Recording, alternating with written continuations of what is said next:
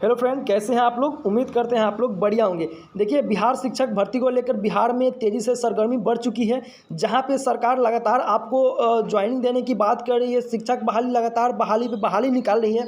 उसी बीच एक और मौका सामने निकल के आ रही है कि आपको बता दें कि सीटेट में जो भी जितने भी इस बार जुलाई में फेल हो रहे हैं, उनको लग रहा है कि हम फेल हो जाएंगे, उनको बिहार सरकार एक और मौका देने वाली है। अब किस तरह से मौका मिलेगा वो आपको वीडियो को आखिरी में पता चल ही जाएगा। साथ ही साथ इस वीडियो में हम लोग बात करने वाले हैं कि बीएड वाला जितने भी कैंडिडेट है जो 1 to 5 से उनको बाहर कर दिया गया था, सभी बीएड वाले कैंडिडेट मिलकर जाकर सुप्रीम कोर्ट में केस कर दिया है। और केस करने का नतीजा है कि मे भी हो सकता है कि उनको भी बीएड में 1 to 5 में शामिल कर दिया जाएगा, क्योंकि रीजन वो लेके पहुंचे हैं कि बिहार में जब नोटिफिकेशन आया था तो जो 11 अगस्त को बिहार में क्या किया गया था, सुप्रीम कोर्ट का नोटिफिकेशन आता है कि आप लोगों को 1 to 5 से हटा दिया गया है। लेकिन इस 11 तारीख से पहले ही क्या किया गया था, बिहार बीपीएससी का फॉर्म भरा लिया गया था। तो एक और मुद्दा है।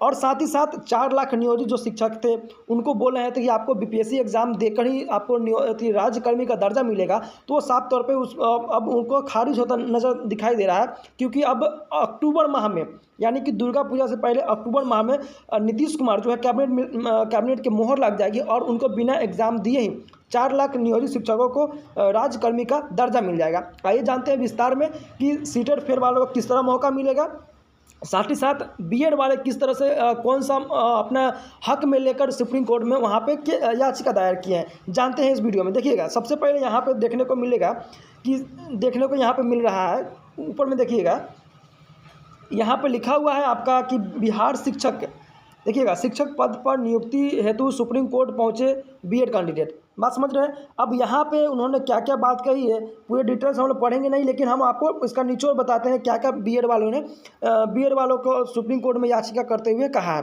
देखिए, सबसे पहले तो उन्होंने कहा है कि बिहार लोक सेवा आयोग के ली गई 1 से 5वीं की परीक्षा में, ठीक है, शिक्षकों की नियुक्ति की परीक्षा में तथा योग्यता आधारित अभ्यर्थियों को रिजल्ट जारी करने तथा बहाली में शामिल करने को लेकर बीएड अभ्यर्थी को सुप्रीम कोर्ट का दरवाजा खटखटाया है, जो कि मैंने पहले ही आपको बता दिया है। अब देखिए, याचिकाकर्ता कौन है, तो यहाँ पे दीपांकर गौरव है, ठीक है, और मीकू पाल है। तो अब शनिवार को क्या कहते हो, अब उन्होंने शनिवार को क्या किया, सुप्रीम कोर्ट गए और उन्होंने बताया कि 11 अगस्त को आपका क्या हुआ है, आपका नोटिफिकेशन आया है कि सुप्रीम कोर्ट में 1 to 5 को हटा दिया जाएगा।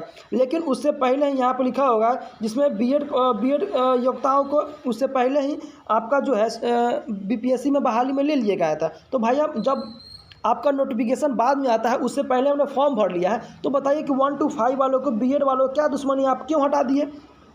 साथ ही साथ उन्होंने ये भी बताया है कि संविधान के अनुच्छेद 21 में जीवन का आजीविका निर्वहन करने की बात कहता है। 14 में कहता है कि समानता का अधिकार है। तो फिर बताइए कि आप 1 to 5 को क्यों हटा दिए। अच्छा, 1 to 5 वालों का अगर बीएड से हटा देते हैं तो डीएलएड वालों को 6 to 8 में रखने का क्या तरीका है, ये बता दीजिए। क्योंकि डीएलएड वाले तो 6 to 8 में, डीएलएड वालों को तो ट्रेनिंग दिए थे 1 to 5 का, तो 6 to 8 में किस आधार पर आप रख सकते हैं, ठीक है।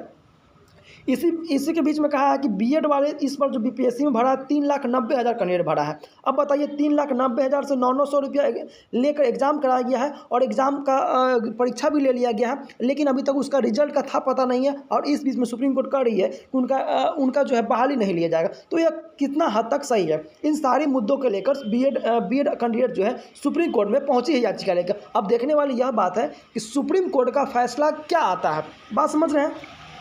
अब दूसरी बात यहाँ पे आ रही थी कि शिक्षकों को 2 अक्टूबर को मिलेंगे राज्यकर्मी की दर्जा। आपको बता देंगे कि लगभग 4 लाख जो है नियोजित शिक्षक है, और लगातार मांग उठाई जा रही थी और लाठी डंडा भी गांधी मैदान में खाई अपने राज्यकर्मी की दर्जा को लेकर।